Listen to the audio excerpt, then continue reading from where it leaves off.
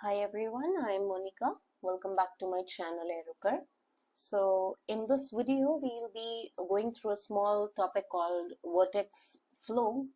So without any further delay, let's get started. Now here what we're going to do is we're going to consider concentric circles. That is, we're going to consider streamlines as in the form of concentric circles about any certain given point which is at the center. Let us consider the center of the circle and let us consider this point as O, and all these streamlines are concentric, and the flow is denoted to be moving in this direction in every streamline.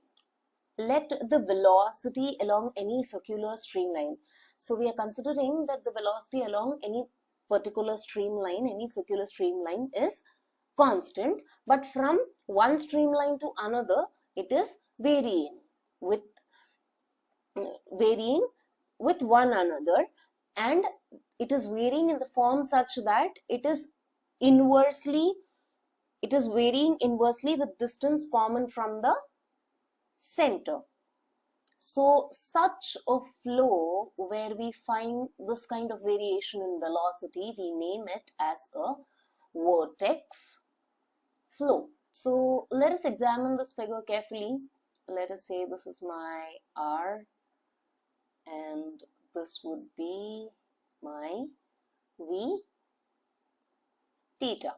So VR and V theta are the radial and tangential directions or components of velocity. So VR over here would be 0 and V theta is given by constant by R. Now this vortex flow is a physically possible incompressible flow. That is what we have to note about here. And when I say physically possible incompressible flow, which means divergence of velocity would be equal to 0 at every point. So this would be the case at every point.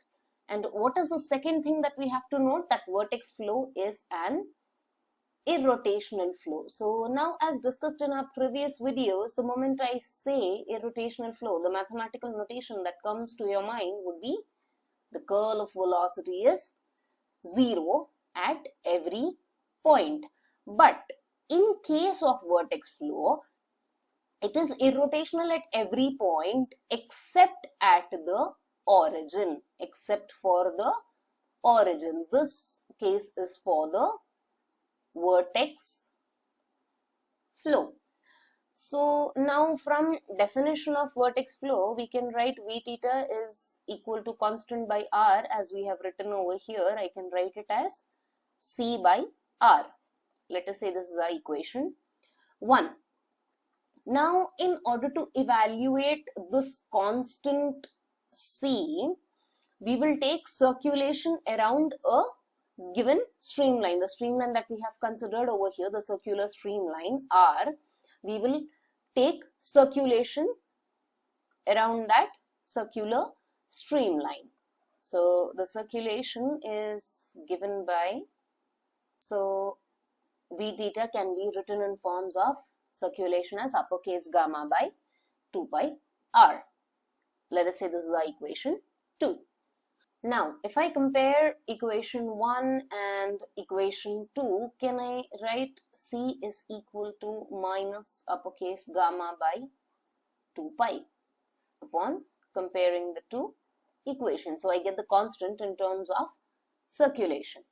So therefore, from this equation 3, what we can note for a vortex flow, equation 3 demonstrates that the circulation taken about all streamlines is same, almost the same. So I can write here uppercase gamma is equal to minus 2 pi C. And what is this uppercase gamma by convention? So this uppercase gamma would be taken as strength of the vortex flow. Strength of vortex flow. And what does equation 2 give? It gives the velocity field for a vortex flow of strength gamma.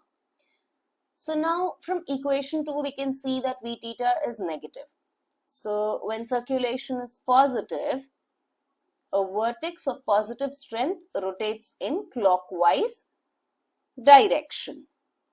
So from equation 2 we see that V theta is negative when gamma is positive. That is, a vortex of positive strength rotates in the clockwise direction. Now we have seen that vortex flow is an irrotational flow except at the origin. So one more form where we can write upper gamma as is in this form. This is a known form that we have. Let us consider this as equation A. So now if I combine this equation 3 and this equation A, upon combining 3 and A, what we have is 2 pi c is equal to surface integral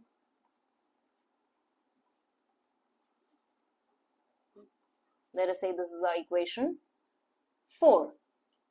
Now, because it is a two-dimensional flow, what happens by looking at this equation 4, we can say one thing is that it is a two-dimensional flow. Now, since I am saying it is a two-dimensional flow, this term and this term are in the same direction. Both are perpendicular to the flow. So, in that case, if both are in same direction, how can I write equation 4? 2 pi c is equal to the equation 5.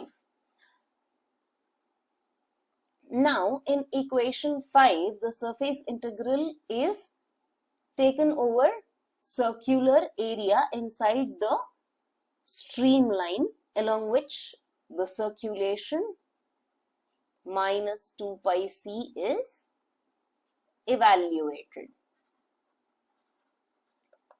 So, gamma is same for all circulation streamlines. Now, let us choose a circle which is very close to the origin, maybe somewhere over here. Like this is, let us choose this is a circle and it is very close to the origin, somewhere over here, which means that is R is tending to 0. As we have seen here, it is very close to the origin, almost the radius tending to 0. So, in that case also, the circulation still remains the same, that is minus 2 pi c. Circulation remains same, but what happens to the area inside the small circle? The area around this origin, the circle that we have considered over here, the small circle, the area is becoming small, right? That is,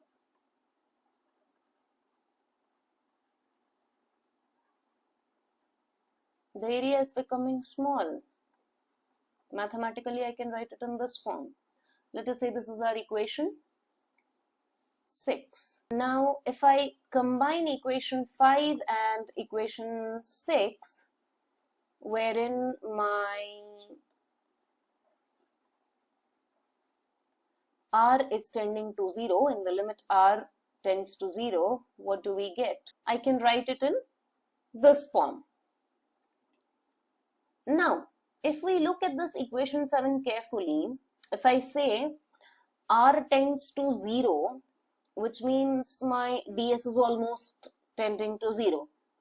And in that limit where R tends to 0, from equation 7, what happens to this term? This term tends to infinity.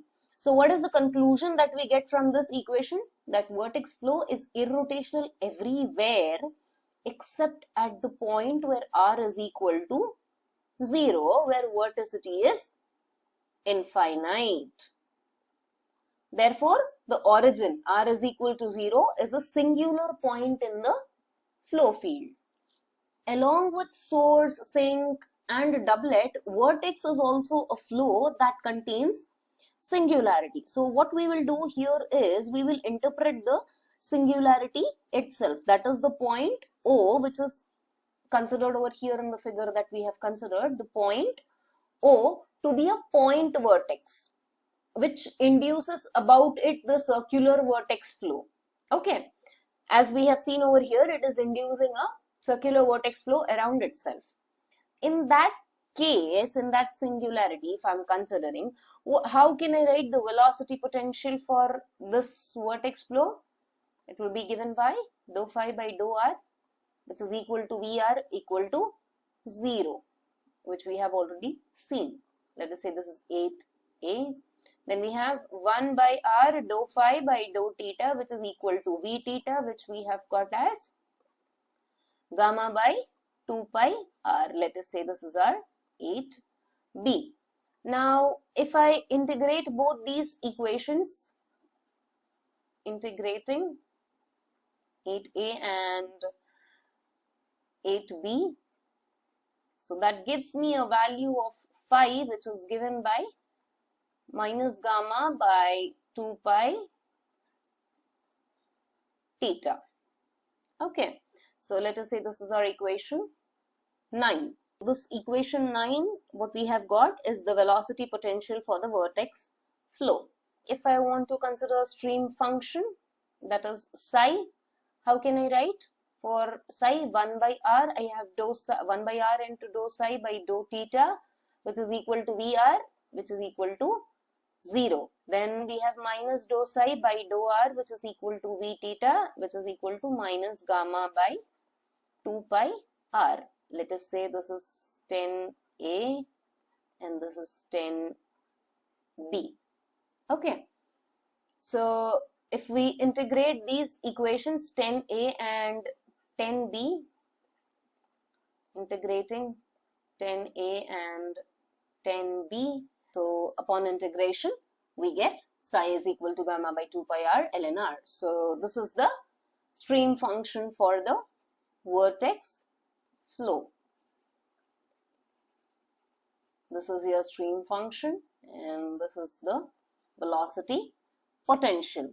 Now, if I say psi is equal to constant, because for a streamline we consider psi is equal to constant, correct? So if I say that psi is equal to constant, from equation 11 we can say that the streamlines of the vortex flow are given by r is equal to constant, that is the streamlines are circles, so which is consistent with the definition of our vortex flow that we had considered initially. So this was a small discussion that we had on vortex flow, which will be required for our next topic, which is one of the elementary flow. So stay tuned for the next topic. Thank you for listening.